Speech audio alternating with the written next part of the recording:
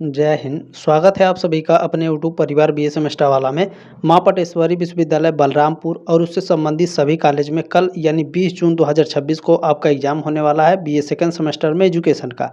Education में आपके paper का नाम है development and challenges of Indian education system. और किसका एग्जाम होने वाला है? महात्मा ज्योतिबा फुले रोहिलखंड विश्वविद्यालय में आपके एग्जाम होने वाले हैं 23 जून 2026 को। चौधरी चरण सिंह विश्वविद्यालय मेरठ में आपके एग्जाम होने वाले हैं 23 जून 2026 को, ठीक है ना। यानी एक ही दिन आपके एमजेपीआरयू और सीसीएसयू दोनों में एक ही दिन यानी 23 जून को एग्जाम होगा। बाकी माँ पटेश्वरी विश्वविद्यालय बलरामपुर में आपके कल एग्जाम होने वाला है बाबू। तो जितने भी क्वेश्चन है सारे के सारे मोस्ट इंपॉर्टेंट है। एक एक क्वेश्चन आपको ध्यान से देख लेना है, ठीक है। इस क्लास में क्या है तो टॉप 100 मोस्ट इंपॉर्टेंट एमसीक्यूएस आपके इस क्लास में रहने वाले हैं, ठीक है। चले क्लास को स्टार्ट करते हैं। जितने भी माँ पटेश्वरी विश्वविद्यालय के बच्चे हैं, एमजेपीआरयू के बच्चे हैं, सीसीएसयू यानी चौधरी चरण सिंह विश्वविद्यालय के बच्चे हैं, देखिए एग्जाम के पहले आपको ये क्वेश्चन पेपर देख लेना है। सारे के सारे मोस्ट इंपॉर्टेंट रहेंगे और ये क्वेश्चन पेपर को अपने दोस्तों के साथ शेयर जरूर कर दीजिएगा, ठीक है ना, एग्जाम से पहले, ताकि सभी बच्चे अपना क्वेश्चन पेपर देख लें। पहला क्वेश्चन पूछा गया है कि भारतीय शिक्षा प्रणाली में माध्यमिक शिक्षा के सुधार पर निम्न में से किसने जोर नहीं दिया? तो जोर नहीं दिया था राधाकृष्णन आयोग ने। तो जोर किसने दिया था सर? तो सैंडलर आयोग ने, हर्टाग समिति ने और कोठारी आयोग ने। इन तीनों ने भारतीय शिक्षा प्रणाली में माध्यमिक शिक्षा पर जोर दिया, लेकिन राधाकृष्णन आयोग ने नहीं दिया था। ये ऑप्शन राइट हो क्वेश्चन नंबर पहले का, ठीक है। चलिए अगला क्वेश्चन, ये भी बहुत ही ज़्यादा इंपॉर्टेंट रहेगा। पहले आपको ये जान लेना है कि मुदालियार आयोग था कब। तो मुदालियार आयोग 1952-53 में था, ठीक है। तो इसने शिक्षा में क्या योगदान दिया? मुदालियार आयोग ने शिक्षा में क्या योगदान दिया था? तो मुदालियार आयोग ने माध्यमिक शिक्षा उद्देश्य विहीन है यह बताया, बिल्कुल करेक्ट है। मुदालियार आयोग ने बताया कि अनुपयोगी पाठ्यक्रम है, बिल्कुल करेक्ट है। मुदालियार आयोग ने बताया कि व्यवसायिक कुशलता के विकास पर जोर दिया जाए। तो ये भी तीनों आपके करेक्ट हैं। डी ऑप्शन राइट उपरोक्त सभी करेक्ट हैं। चलिए अगला क्वेश्चन है, अखिल भारतीय शिक्षा परिषद की स्थापना किस सन में की गई? अखिल भारतीय शिक्षा परिषद की स्थापना करी जाती है 1945 में। बी ऑप्शन राइट हो क्वेश्चन नंबर तीसरे का। देखिए ये क्वेश्चन पेपर है, बहुत ही बच्चों का डाउट रहता है कि सर ये क्वेश्चन गलत है। तो आपको चिंता करने की कोई आवश्यकता नहीं है। आप हमें व्हाट्सएप पर मैसेज कर सकते हैं 7607574584, ये मेरा व्हाट्सएप नंबर है। एग्जाम के बाद आप लोग अपना क्वेश्चन पेपर भेज सकते हैं ताकि मैं आपको आंसर की प्रोवाइड करा सकूँ, ठीक है ना। किसी भी क्वेश्चन में कोई डाउट है तो आप हमसे पूछ सकते हैं। देखिए डाउट सेशन का भी आपसे पैसा नहीं लिया जाता है, वो भी आपको फ्री में पढ़ाया जाता है। थर्ड, फोर्थ, फिफ्थ और सिक्स सेमेस्टर में भी बीए सेमेस्टर वाला आपको बहुत ही धाकड़ तरीके से पढ़ाएगा, ठीक है। चलिए सब्सक्राइब भी कर लेंगे। प्रश्न नंबर 4 आपसे पूछा है, भारतीय शिक्षा नीति का पुनः निरीक्षण किस सन में दोबारा किया गया था? तो दोबारा किया गया था 1882 में। क्या कह रहा है? भारतीय शिक्षा नीति का पुनः निरीक्षण किया गया 1882 में। सी ऑप्शन राइट है क्वेश्चन नंबर 4 का, ठीक है। चलिए अगला क्वेश्चन देखेंगे। प्रश्न नंबर 5 आपसे पूछा गया है कि सन 1838 में किसने अपनी रिपोर्ट में प्राथमिक शिक्षा पर विशेष जोर दिया? तो देखेंगे जो आपके विलियम एडम्स थे, इन्होंने 1838 में अपने रिपोर्ट में प्राथमिक शिक्षा पर जो विशेष जोर दिए थे। बी ऑप्शन राइट हो क्वेश्चन नंबर 5 का। अगला क्वेश्चन देखेंगे। प्रश्न नंबर 6 आपसे पूछा गया है, पूर्व प्राथमिक शिक्षा का उद्देश्य है, प्री प्राइमरी एजुकेशन का उद्देश्य होता है बालकों में अच्छी आदतों को विकसित करना, शिक्षा हेतु बालकों को तैयार करना, तेजी से शारीरिक विकास करना। ये सभी डी ऑप्शन आपका राइट है। चलिए प्रश्न नंबर 7 बहुत ही इंपॉर्टेंट रहेगा, हमेशा ये क्वेश्चन पूछा जाता है। एनईपी 2020 नई शिक्षा नीति 2020 स्कूल शिक्षा के लिए एक नई संरचना का प्रस्ताव करती है, जो है क्या है? तो 5+3+3+4 है। बी ऑप्शन राइट है क्वेश्चन नंबर 7 का। अगला क्वेश्चन देखेंगे। प्रश्न नंबर 8 आपसे पूछा गया है, नई शिक्षा नीति 2020 के अनुसार आधारभूत चरण में किस आयु वर्ग को शामिल किया गया है? तो इसमें शामिल किया गया है 3 से 8 वर्ष। ए ऑप्शन आपका राइट है। अगला क्वेश्चन देखेंगे। प्रश्न नंबर 9 पूछा गया है, विलियम एडम्स ने 1838 में अपनी रिपोर्ट में किस शिक्षा पर विशेष बल दिया था? तो इन्होंने विशेष बल दिया था प्राथमिक शिक्षा पर, ठीक है ना, प्राइमरी एजुकेशन। बी ऑप्शन आपका राइट है। अगला क्वेश्चन देखेंगे। प्रश्न नंबर 10 आपसे पूछा गया है, वुड के घोषणा पत्र 1854 को क्या कहा जाता था? तो इसे भारतीय शिक्षा का महाधिकार पत्र कहा जाता था, ठीक है ना। ये ऑप्शन राइट है क्वेश्चन नंबर 10 का। अगला क्वेश्चन देखिएगा। प्रश्न नंबर 11 पूछा गया है कि विश्वविद्यालय अनुदान आयोग की स्थापना कब हुई थी? विश्वविद्यालय अनुदान आयोग की स्थापना होती है 1953 में। बी ऑप्शन आपका करेक्ट है। चलिए अगला क्वेश्चन प्रश्न नंबर 12 आपसे पूछा गया है, महात्मा गांधी द्वारा प्रतिपादित विद्यालय, ठीक है ना, बेसिक विद्यालय किस सिद्धांत पर आधारित है? महात्मा गांधी द्वारा जो प्रतिपादित किया गया था विद्यालय, बार बार विश्वविद्यालय याद आता है, ठीक है ना, क्योंकि विश्वविद्यालय वालों को ही पढ़ाया जाता है इस वजह से। तो विद्यालय किस सिद्धांत पर आधारित है? तो बेसिक शिक्षा के सिद्धांत पर आधारित है। सी ऑप्शन आपका राइट है क्वेश्चन नंबर 12 का, ठीक है। चलिए अगला क्वेश्चन प्रश्न नंबर 13 पूछा गया है, औपचारिक रूप से शिक्षा व्यवस्था के प्रथम स्तर को कौन सा स्तर कहते हैं? तो इसे प्राथमिक स्तर कहा जाता है। बी ऑप्शन आपका राइट है। अगला क्वेश्चन देखेंगे प्रश्न नंबर 14 आपसे पूछा गया है, एजुकेशन इन मॉडर्न इंडिया नामक पुस्तक के लेखक हैं। एजुकेशन इन मॉडर्न इंडिया पुस्तक लिखी गई है ए एन बासु के द्वारा। कब लिखी गई थी? यह प्रकाशित कब हुई थी? 1947 में प्रकाशित हुई थी। अगला क्वेश्चन देखिएगा 15 नंबर पूछा है कि भारत में प्राथमिक शिक्षा का जनक किसको कहा जाता है? भारत में प्राथमिक शिक्षा का जनक कहा जाता है जेम्स थॉमसन को। ए ऑप्शन राइट है क्वेश्चन नंबर 15 का। अगला क्वेश्चन देखेंगे 16 नंबर पूछा गया है, माध्यमिक शिक्षा का उद्देश्य नहीं है। सेकेंडरी एजुकेशन का उद्देश्य क्या नहीं है? तो सेकेंडरी इनमें से कोई नहीं है, ठीक है ना, कोई उद्देश्य नहीं है। डी ऑप्शन राइट है क्वेश्चन नंबर 16 का। अगला क्वेश्चन देख लेंगे प्रश्न नंबर 17 आपसे पूछा गया है कि निम्न में से कौन सी प्राथमिक शिक्षा की समस्या है? प्राइमरी एजुकेशन की समस्या क्या होती है? तो देखें आर्थिक समस्या होती है प्राइमरी एजुकेशन में, प्राथमिक शिक्षा में भाषा की समस्या होती है और प्रशिक्षित अध्यापकों की कमी है। तो डी ऑप्शन आपका राइट हो जाएगा। ये सारी समस्या है प्राइमरी एजुकेशन की, प्राथमिक शिक्षा की, ठीक है। चलिए अगला क्वेश्चन देखेंगे प्रश्न नंबर 18। इसमें आपसे पूछा गया है कि माध्यमिक शिक्षा की प्रमुख समस्या है। माध्यमिक शिक्षा की प्रमुख समस्या है अनुशासनहीनता, उद्देश्यहीनता और अनुप्रयोग पाठ्यक्रम। डी ऑप्शन आपका राइट है। चलिए 19 नंबर क्वेश्चन आपसे पूछा गया है, माध्यमिक शिक्षा आयोग 1952-53 के अध्यक्ष कौन थे? माध्यमिक शिक्षा आयोग जो 1952-53 में था, इसके जो अध्यक्ष थे वो डॉक्टर लक्ष्मण स्वामी मुदालियर थे। बी ऑप्शन राइट है क्वेश्चन नंबर 19 का। अगला क्वेश्चन देखेंगे प्रश्न नंबर 20। इसमें आपसे पूछा गया है, उच्च शिक्षा का मुख्य कार्य है। उच्च शिक्षा यानी हायर एजुकेशन का मुख्य काम क्या होता है? तो समाज में सेवा करें, शोध करना और शिक्षण करना, ये सभी, ठीक है ना, टीचिंग, रिसर्च और सोशल सर्विस, ये सभी हायर एजुकेशन के मुख्य कार्य हैं। तो डी ऑप्शन आपका राइट हो जाएगा।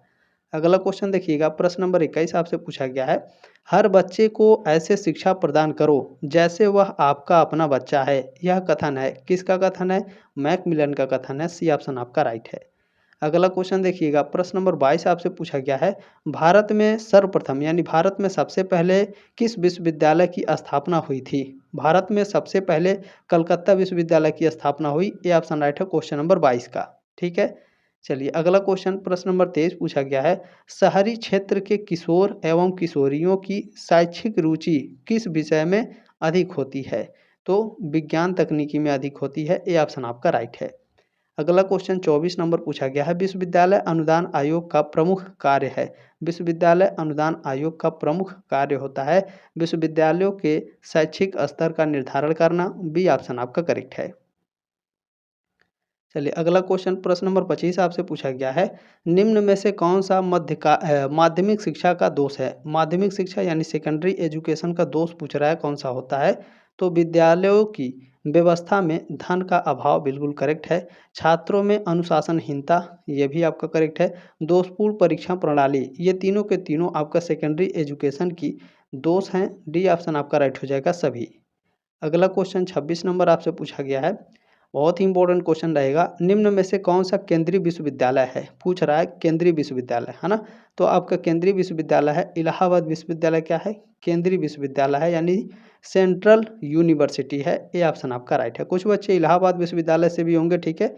चलिए अगला क्वेश्चन देख लेंगे प्रश्न नंबर 27। इसमें आपसे पूछा गया है, देश का आर्थिक विकास निम्न में से किस पर आधारित होता है? देश का जो आर्थिक विकास होता है यह आपके औद्योगिकरण पर आधारित होता है, इंडस्ट्रियलाइजेशन पर। सी ऑप्शन आपका राइट है। चलिए अगला क्वेश्चन प्रश्न नंबर 28 आपसे पूछा गया है, क्रेंच शब्द मूलतः किस भाषा का शब्द है? क्रेंच ही है ना, बिल्कुल। क्रेंच शब्द मूलतः किस भाषा का शब्द है? तो लैटिन भाषा का शब्द है क्रेंच। डी ऑप्शन आपका राइट है। चलिए अगला क्वेश्चन 29 नंबर है, पूर्व प्राथमिक शिक्षा की शुरुआत किस अवस्था से होती है? पूर्व प्राथमिक शिक्षा की जो शुरुआत है यह आपकी बाल्यावस्था से होती है, ठीक है ना? अर्ली चाइल्डहुड बोला जाता है। बी ऑप्शन राइट है क्वेश्चन नंबर 29 का, ठीक है? चलिए अगला क्वेश्चन प्रश्न नंबर 30 है, भारत में पूर्व प्राथमिक शिक्षा की शुरुआत किस सन में हुई थी? देखिए भारत में जो पूर्व प्राथमिक शिक्षा की शुरुआत है, प्री प्राइमरी एजुकेशन की शुरुआत है, ये शुरुआत पूछा है तो 1874 में। बी ऑप्शन राइट है क्वेश्चन नंबर 30 का।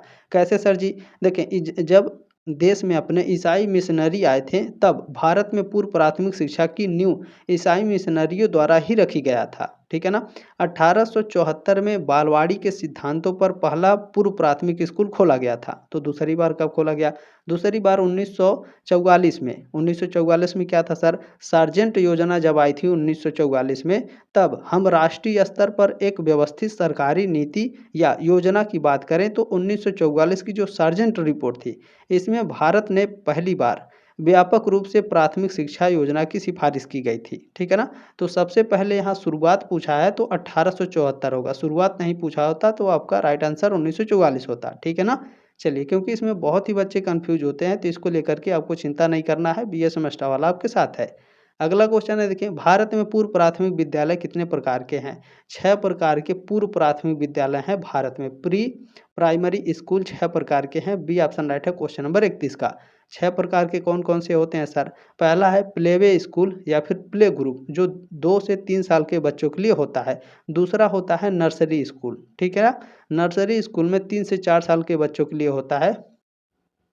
और तीसरा होता है आपका किंडरगार्टन जिसमें एलकेजी, यूकेजी के बच्चे होते हैं 4 से 6 साल के बच्चे, ठीक है? और चौथा होता है आपका आंगनबाड़ी। आंगनबाड़ी में 3 से 6 वर्ष के बच्चे होते हैं। पोषण और शिक्षा की आवश्यकताओं को पूरा करने वाले केंद्र होते हैं आंगनबाड़ी, ठीक है? पाँचवा होता है आपका बालवाड़ी, ठीक है ना? बालवाड़ी क्या है सर? तो ग्रामीण और पिछड़े क्षेत्रों में बच्चों के अनौपचारिक शिक्षा और समाजीकरण के लिए सरकारी और गैर सरकारी प्रयास है बालवाड़ी, ठीक है? छठवां है आपका मॉन्टेसरी स्कूल। मॉन्टेसरी स्कूल क्या है सर? तो मॉन्टेसरी जो होता है इसके मॉन्टेसरी जो है मैरिया मॉन्टेसरी के सिद्धांतों पर आधारित है जो बच्चों को खेल और स्व शिक्षा के माध्यम से सिखाते हैं, ठीक है ना? क्लियर हो गया? चलिए अगला क्वेश्चन देखेंगे। प्रश्न नंबर 32 आपसे पूछा गया है कि इंदिरा गांधी राष्ट्रीय मुक्त विश्वविद्यालय की स्थापना कब हुई? इंदिरा गांधी राष्ट्रीय मुक्त विश्वविद्यालय की जो स्थापना करी जाती है 1985 में करी जाती है। सी ऑप्शन राइट हो क्वेश्चन नंबर 32 का। अगला क्वेश्चन देखिएगा, प्रश्न नंबर 33 आपसे पूछा है कि एनईपी यानी नई शिक्षा नीति राष्ट्र, ठीक है, एनईपी यहाँ पर राष्ट्रीय शिक्षा नीति है, ठीक है ना? नेशनल एजुकेशन पॉलिसी है। एनईपी यानी नई शिक्षा नीति या फिर राष्ट्रीय शिक्षा नीति से कहेंगे। 2020 का लक्ष्य स्कूल शिक्षा में 100% सकल नामांकन अनुपात यानी जीईआर हासिल करना है। कब तक हासिल करना है, किस सन तक? 2030 तक। बी ऑप्शन राइट है क्वेश्चन नंबर 33 का, ठीक है? चलिए अगला क्वेश्चन प्रश्न नंबर 34, इसमें आपसे पूछा गया है राष्ट्रीय शिक्षा नीति एनईपी 2020 में उच्च शिक्षा यानी चिकित्सा और कानूनी शिक्षा को छोड़ करके इन सब के लिए एकमात्र शीर्षक नियामक संस्था के रूप में किस निकाय का प्रस्ताव किया गया है? तो इसमें प्रस्ताव किया गया है किसका, बताइए आप सभी लोग? बिल्कुल HECI का।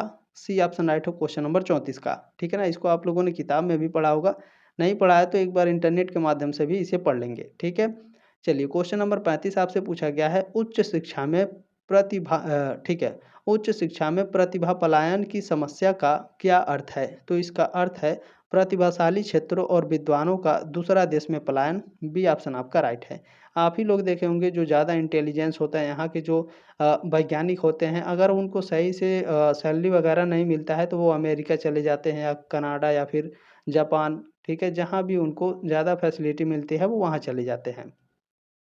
अगला क्वेश्चन है कि कौन सा मुद्दा उच्च शिक्षा संस्थानों में शिक्षण और अधिगम की गुणवत्ता को प्रभावित करता है? तो ये प्रभावित करता है योग्य शिक्षकों की कमी।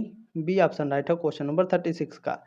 अगला क्वेश्चन देखिएगा 37 नंबर है कि मुदालियर आयोग 1952-53 को इस नाम से भी जाना जाता है। किस नाम से जाना जाता है सर? तो माध्यमिक शिक्षा आयोग के नाम से जाना जाता है, सेकेंडरी एजुकेशन कमीशन के नाम से। बी ऑप्शन आपका राइट है 37 का।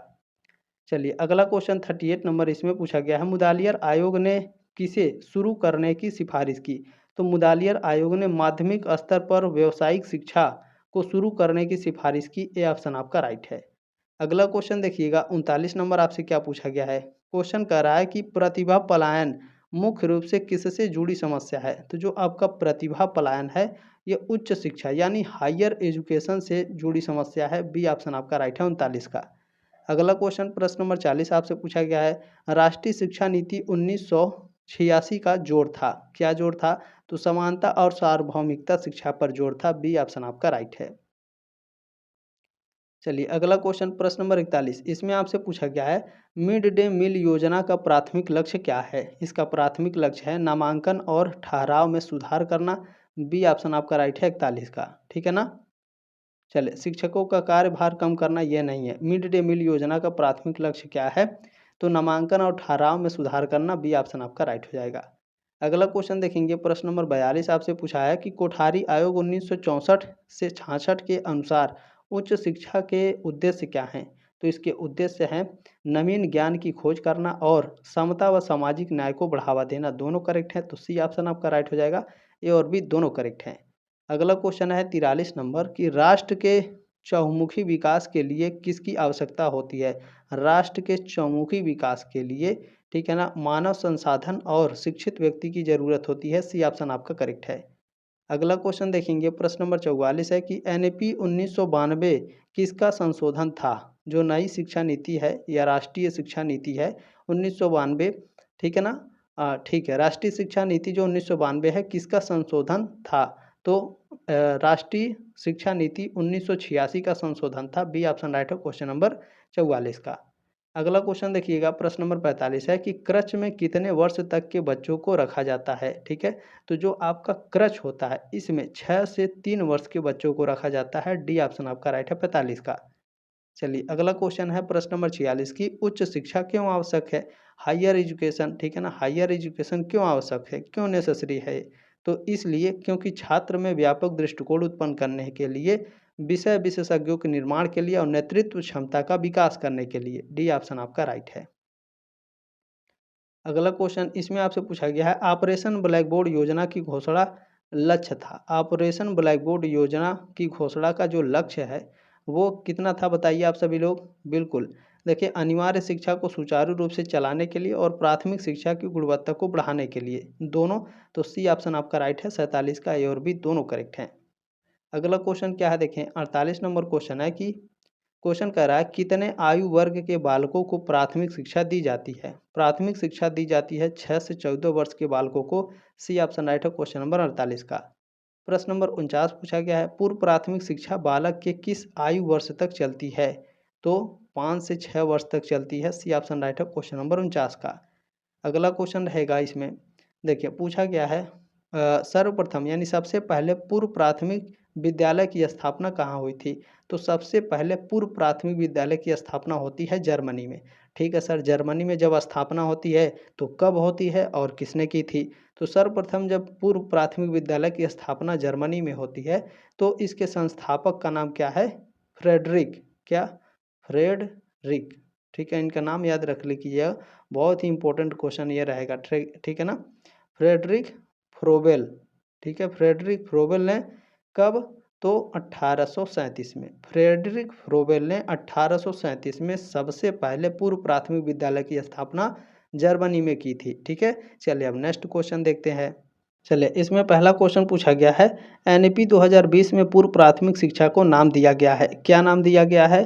तो इसे नाम दिया गया है फाउंडेशन स्तर। ठीक है foundation stage. B option right है क्वेश्चन नंबर पहले का। ठीक है ना। चलिए अगला क्वेश्चन देखेंगे प्रश्न नंबर 2 आपसे पूछा गया है राष्ट्रीय शिक्षा नीति 2020 में किस पाठ्यक्रम को समाप्त कर दिया गया है? तो इसमें समाप्त कर दिया गया है एम फिल। ठीक है ना। सी ऑप्शन आपका राइट है क्वेश्चन नंबर दूसरे का।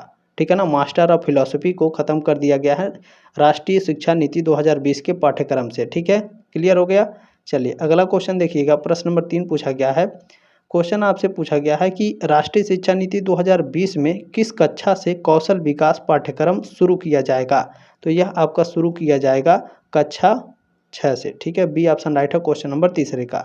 प्रश्न नंबर 4 आपसे पूछा गया है स्कूली शिक्षा के लिए राष्ट्रीय पाठ्यचर्या की रूपरेखा तैयार की जाती है। किसके द्वारा तैयार की जाती है? तो एनसीईआरटी के द्वारा तैयार की जाती है? ये ऑप्शन राइट है क्वेश्चन नंबर 4 का। एनसीईआरटी का फुल फॉर्म, सीबीएसई का फुल फॉर्म, यूजीसी का फुल फॉर्म, एनसीटीई का फुल फॉर्म आप लोग याद कर लीजिएगा किताब में से, ठीक है ना। नहीं मिलेगा तो इंटरनेट के माध्यम से आप लोग जरूर याद कर लीजिएगा। याद करने का तरीका है कम से कम 2-4 बार लिख देंगे तो आपको याद हो जाएगा। क्वेश्चन नंबर 5 है, माध्यमिक शिक्षा की मुख्य समस्या है। माध्यमिक शिक्षा की जो सेकेंडरी एजुकेशन है इसकी मुख्य समस्या क्या है? तो अनुपयोगी पाठ्यक्रम है, अनुशासनहीनता की समस्या है और उद्देश्य विहीनता है। ये सभी डी ऑप्शन आपका राइट है। प्रश्न नंबर 6 पूछा गया है कि प्राथमिक शिक्षा की समस्या है, प्राइमरी एजुकेशन की समस्या क्या होती है? ठीक है ना। प्राइमरी एजुकेशन की समस्या होती है आपकी भाषा की समस्या, प्रशिक्षित अध्यापकों का अभाव और आर्थिक समस्या। ये सभी तो डी ऑप्शन आपका राइट हो जाएगा। चलिए अगला क्वेश्चन है कि प्राथमिक शिक्षा में अवरोधन है। किसका अवरोधन है प्राथमिक शिक्षा में? तो एक ही कक्षा में बार बार फेल होना अवरोधन है। ये ऑप्शन आपका राइट है। अगला क्वेश्चन 8 नंबर पूछा गया है, प्राथमिक शिक्षा प्रारंभ होती है। प्राथमिक शिक्षा बाल्यावस्था से प्रारंभ होती है। बी ऑप्शन आपका राइट है, ठीक है ना। चलिए अगला क्वेश्चन प्रश्न नंबर 9 है कि निम्न में से उच्च शिक्षा की समस्या कौन सी है? उच्च शिक्षा की समस्या क्या है बताइए? देखिए पुराना पाठ्यक्रम, संकाय की कमी, उद्देश्यहीनता, ये सभी हैं तो डी ऑप्शन आपका करेक्ट हो जाएगा। 1, 2 और 3 तीनों करेक्ट हैं। अगला क्वेश्चन 10 नंबर पूछा गया है, आधुनिक पूर्व प्राथमिक शिक्षा का जन्मदाता किसे माना जाता है? आधुनिक पूर्व प्राथमिक शिक्षा को जो जनक हैं वो फ्रोबेल महोदय को माना जाता है। ये ऑप्शन आपका राइट है। प्रश्न नंबर 11 देखें, ECCE यहाँ पर संबंधित है। ये किससे संबंधित है आपका? तो प्री प्राइमरी एजुकेशन से ये आपका संबंधित है। सी ऑप्शन आपका करेक्ट है। अगला क्वेश्चन देखिएगा प्रश्न नंबर 12 है कि पूर्व प्राथमिक शिक्षा में किस भाषा में अधिगम सामग्री की आवश्यकता होती है? तो मातृभाषा में अधिगम सामग्री की आवश्यकता होती है। ये ऑप्शन आपका राइट है। चलिए अगला क्वेश्चन प्रश्न नंबर 13 है, गांधी जी के बुनियादी शिक्षा योजना का प्रतिपादन किया गया किसके द्वारा या फिर कब किया गया? तो 1937 में किया गया। सी ऑप्शन आपका राइट है। अगला क्वेश्चन है 14 नंबर, वर्धा योजना का मुख्य उद्देश्य था। वर्धा योजना का मुख्य उद्देश्य था अनिवार्य एवं निःशुल्क शिक्षा, गतिविधि आधारित शिक्षा पर बल, शिल्प कार्य के लिए आत्मनिर्भरता। ये सभी डी ऑप्शन आपका राइट है। अगला क्वेश्चन प्रश्न नंबर 15 है कि स्वतंत्र भारत में उच्च शिक्षा में सुधार हेतु सर्वप्रथम यानी सबसे पहले किस आयोग का गठन किया गया? तो राधाकृष्णन आयोग का गठन किया गया था। सी ऑप्शन आपका राइट है, ठीक है ना। चलिए अगला क्वेश्चन इसमें आपसे पूछा गया है, विश्वविद्यालय शिक्षा आयोग 1948-49 का अध्यक्ष कौन था? इसके जो अध्यक्ष थे डॉक्टर राधाकृष्णन थे, ठीक है ना। विश्वविद्यालय शिक्षा आयोग 1948-49 के जो अध्यक्ष हैं राधाकृष्णन। बी ऑप्शन राइट है 16 नंबर क्वेश्चन का। अगला क्वेश्चन प्रश्न नंबर 17 आपसे पूछा गया है, शिक्षा तथा राष्ट्रीय विकास के नाम से प्रतिवेदन प्रस्तुत किया था। किसने प्रस्तुत किया था? कोठारी आयोग के द्वारा। बी ऑप्शन आपका राइट है। अगला क्वेश्चन 18 नंबर है, बहुउद्देशीय विश्वविद्यालय या फिर बहुउद्देशीय विद्यालयों की जो सिफारिश है की थी किसने? माध्यमिक शिक्षा आयोग ने की थी, सेकेंडरी एजुकेशन कमीशन ने। ये ऑप्शन आपका राइट है। अगला क्वेश्चन 19 नंबर पूछा गया है, भारत में जनतांत्रिक नागरिकता के लिए या फिर भारत में जनतांत्रिक नागरिकता के विकास को शिक्षा का उद्देश्य कहा। किसने कहा? तो मुदालियर कमीशन ने कहा। सी ऑप्शन आपका राइट है। अगला क्वेश्चन 20 नंबर पूछा गया है, भारत सरकार द्वारा शिक्षा की चुनौती नीति संबंधी परिप्रेक्ष्य दस्तावेज जारी किया गया था। कब? 1985 में। ए ऑप्शन आपका राइट है। अगला क्वेश्चन देखेंगे 21 नंबर है कि गति निर्धारक विद्यालयों की स्थापना पर बल दिया गया। कब?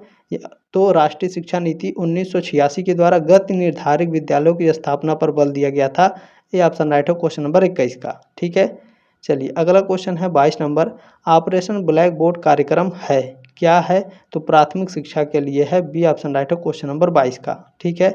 चलिए अगला क्वेश्चन है 23 नंबर, निःशुल्क एवं अनिवार्य शिक्षा अधिनियम लागू किया गया कब? 1 अप्रैल 2010 को। ए ऑप्शन आपका राइट है। अगला क्वेश्चन देखेंगे 24 नंबर है, नई शिक्षा नीति 2020 द्वारा निर्धारित शैक्षिक संरचना है क्या? 5+3+3+4। डी ऑप्शन आपका राइट है क्वेश्चन नंबर 24 का। चलिए क्वेश्चन नंबर 25 आपसे पूछा है कि नई शिक्षा नीति 2010 में मानव संसाधन विकास मंत्रालय को क्या नाम दिया गया है? तो इसे नाम दिया गया है शिक्षा मंत्रालय। सी ऑप्शन आपका राइट है क्वेश्चन नंबर 25 का। अगला क्वेश्चन देखेंगे, प्रश्न नंबर 26 आपसे पूछा गया है, वेद शब्द की उत्पत्ति विद धातु से हुई है, जिसका अर्थ है क्या? जानना, टू नो। बी ऑप्शन आपका राइट है। चलिए अगला क्वेश्चन है 27 नंबर, गुरुकुल पद्धति महत्वपूर्ण विशेषता थी। गुरुकुल पद्धति महत्वपूर्ण विशेषता किसकी थी? वैदिक कालीन शिक्षा की। ए ऑप्शन आपका राइट है। अगला क्वेश्चन 28 नंबर है, वैदिक शिक्षा का उद्देश्य था क्या? तो नैतिक विकास, शारीरिक विकास और आध्यात्मिक विकास, ये सभी। डी ऑप्शन आपका राइट है। अगला क्वेश्चन 29 नंबर आपसे पूछा गया है। क्वेश्चन कह रहा है कि निम्न में से कौन सा बौद्ध दर्शन के अष्टांगिक मार्ग में सम्मिलित नहीं है? बौद्ध दर्शन के अष्टांगिक मार्ग में सम्यक इच्छा आपका सम्मिलित नहीं है, बाकी आपके तीनों सम्मिलित हैं। तो ए ऑप्शन राइट है क्वेश्चन नंबर 29 का। अगला क्वेश्चन प्रश्न नंबर 30 आपसे क्या पूछा गया है? क्वेश्चन कह रहा है कि बौद्ध शिक्षा पद्धति में निम्न में से कौन सा सम्मिलित नहीं था? तो लिखित परीक्षा सम्मिलित नहीं था आपका। सी ऑप्शन राइट है क्वेश्चन नंबर 30 का। अगला क्वेश्चन है 31 नंबर, गौतम बुद्ध ने अपना प्रथम उपदेश किस स्थान पर दिया था? तो सारनाथ में। बी ऑप्शन आपका राइट है। चलिए अगला क्वेश्चन यहाँ पे, भगवान बुद्ध ने कितने आर्य सत्य की खोज की? तो 4 आर्य सत्य की खोज की थी। ए ऑप्शन राइट है क्वेश्चन नंबर 32 का।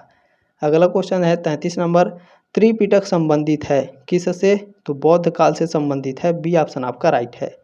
अगला क्वेश्चन है 34 नंबर, बौद्ध काल में शिक्षा का आरंभ होता था। बौद्ध काल में जो शिक्षा का आरंभ है वो पबज्जा संस्कार से होता था। ये ऑप्शन आपका राइट है। चलिए क्वेश्चन नंबर 35 आपसे क्या पूछा गया है? मुस्लिम काल में बालक की शिक्षा का आरंभ किस उम्र में होता था? तो ये आपका होता था, बताइए। बिल्कुल 4 वर्ष 4 माह 4 दिन। बी ऑप्शन राइट है क्वेश्चन नंबर 35 का। अगला क्वेश्चन देखेंगे, प्रश्न नंबर 36 है, मुस्लिम काल में अनुदेशन का माध्यम था क्या था? तो अरबी एवं फारसी भाषा। ए ऑप्शन आपका राइट है। अगला क्वेश्चन 37 नंबर, इसमें आपसे पूछा गया है, मुस्लिम काल में प्राथमिक विद्यालयों को क्या कहा जाता था? मुस्लिम काल में प्राथमिक विद्यालय को मकतब कहा जाता था। सी ऑप्शन आपका राइट है। चलिए अगला क्वेश्चन है, मुस्लिम कालीन शिक्षा में आलिम, ठीक है ना? ठीक है, आलिम की उपाधि किसे प्रदान की जाती थी? आलिम की उपाधि, ठीक है ना, यहाँ आलिम ही लिखा हुआ है, ध्यान रखिएगा, तालीम नहीं है, आलिम है। तो ये जिसने धर्म संबंधी विशेष ज्ञान अर्जित किया हो उसे दिया जाता था आलिम की उपाधि, ठीक है ना। चलिए अगला क्वेश्चन देखेंगे, 39 नंबर इसमें पूछा गया है, चार्टर एक्ट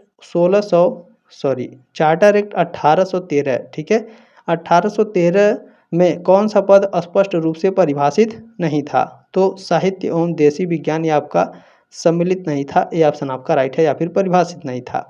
अगला क्वेश्चन है 40 नंबर, मैकाले मिनट्स संबंधित था किससे? तो पाश्चात्य शिक्षा की शुरुआत भारत में करने से। डी ऑप्शन आपका राइट है। चलिए अगला क्वेश्चन है, अधोगामी निस्यंदन सिद्धांत को अपनाने का कारण था। इसका कारण क्या था? इसका कारण था ब्रिटिश मान्यता, कंपनी के लिए वफादार भारतीयों की जरूरत या फिर आवश्यकता, जन शिक्षा के लिए धन का अभाव, ये सभी। डी ऑप्शन आपका राइट है। अगला क्वेश्चन देखेंगे, प्रश्न नंबर 42 है कि वुड के घोषणा पत्र को भारतीय शिक्षा का महाधिकार पत्र क्यों कहा जाता है? इसलिए क्योंकि इसने हमारी वर्तमान शिक्षा प्रणाली की नींव रखी। ये ऑप्शन आपका राइट है। अगला क्वेश्चन है प्रश्न नंबर 43 कि वुड के घोषणा पत्र का उद्देश्य क्या था? इसका उद्देश्य था, ठीक है, ध्यान रखेंगे, इसका उद्देश्य था भारत में शिक्षा का प्रसार करना। डी ऑप्शन आपका राइट है। चलिए अगला क्वेश्चन है 44 नंबर, कलकत्ता विश्वविद्यालय आयोग का गठन किया गया, कब किया गया था? 1917 में। ए ऑप्शन राइट है 44 का, ठीक है। चलिए अगला क्वेश्चन प्रश्न नंबर 45 है, भारतीय विश्वविद्यालय आयोग का गठन कब हुआ? भारतीय विश्वविद्यालय आयोग का गठन किया जाता है 1902 में। बी ऑप्शन राइट है 45 का, ठीक है। चलिए अगला क्वेश्चन है 46 नंबर, शिमला शिक्षा सम्मेलन संबंध था किससे संबंधित था? तो शिमला शिक्षा जो सम्मेलन है ये आपका संबंधित है, ध्यान रखेंगे, लॉर्ड कर्जन से। डी ऑप्शन राइट है क्वेश्चन नंबर 46 का, ठीक है। अगला क्वेश्चन है 47 नंबर, गोखले ने अपना बिल केंद्रीय धारा सभा के समक्ष अपना बिल प्रस्तुत किया, कब प्रस्तुत किया था? ठीक है, 1912 में, ठीक है। बी ऑप्शन राइट है क्वेश्चन नंबर 47 का, ठीक है। अगला क्वेश्चन देखेंगे 48 नंबर, पूछा है कि वर्धा योजना, ठीक है ना, वर्धा योजना है, बिल्कुल। देखें वर्धा योजना के अनुसार अनुदेशन का माध्यम होना चाहिए, अनुदेशन का जो माध्यम है मातृभाषा होना चाहिए। सी ऑप्शन आपका राइट है। अगला क्वेश्चन है, देखें वर्धा समिति का अध्यक्ष कौन था। Very very most important question है।